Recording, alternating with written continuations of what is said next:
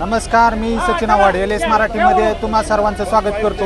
मी जो आहे तो आता पुणे सोलापूर राष्ट्रीय महामार्गावरील वरवंड या ठिकाणी आहे आणि वरवंडमधील ओम साई मोटर्स हे जे गॅरेज आहे या गॅरेजला भीषण आग जी आहे ती लागल्याची घटना घडलेली आहे आणि या आगीमध्ये गॅरेजमध्ये लावण्यात आलेल्या 5 गाड्या ज्या आहेत त्या जळून गेल्या, खाक झाल्या असल्याची प्राथमिक माहिती जी आहे ती सध्या मिळते।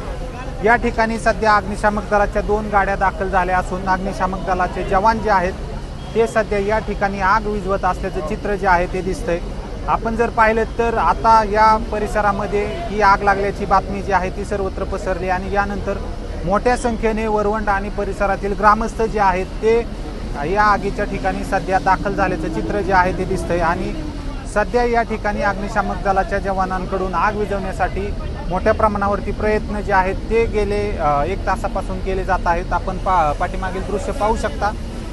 या ठिकाणी आता आग काही प्रमाणात कमी झाली असून सध्या फक्त धुराचे लोट उठतानाचं चित्र जे आहे ते दिसतंय। आता याच बाबत या गॅरेजचे जे मालक आहेत ते आपल्यासोबत आहेत। नेमकं काय घडलं हे आपण त्यांच्याकडून जाणून घेणार आहोत। काय नाव तुमचं आणि नेमकं काय घडलं? माझं नाव तुकाराम पांडुरंग देसाई। मी 5:30 ते 6च्या दरम्यान मी वर्कशॉप बंद करून गेलो होतो। मला याची काहीही कल्पना नाही की कशी आग लागली, काय झालं। मला बाकीच्या लोकांनी फोन करून सांगितलं की वर्कशॉपला आग लागलेली आहे आणि माझे ॲटोमोबाईल्स पण त्याच्यामध्ये आहे। तर माझे ॲटोमोबाईल्स आणि ह्या 5 गाड्या मिळून जवळजवळ 2.5 कोटीच्या आसपास माझं नुकसान झालेलं आहे आणि माझ्या शेजारी शिवशंभू बॅटरी आहे, त्यांचंही जवळजवळ 10 ते 12 लाखाच्या आसपास मटेरियल होतं, त्यांचंही ते नुकसान झालेलं आहे। ठीक, नेमकी ही आग कशामुळे लागली आणि तुम्हाला याबाबत कधी माहिती?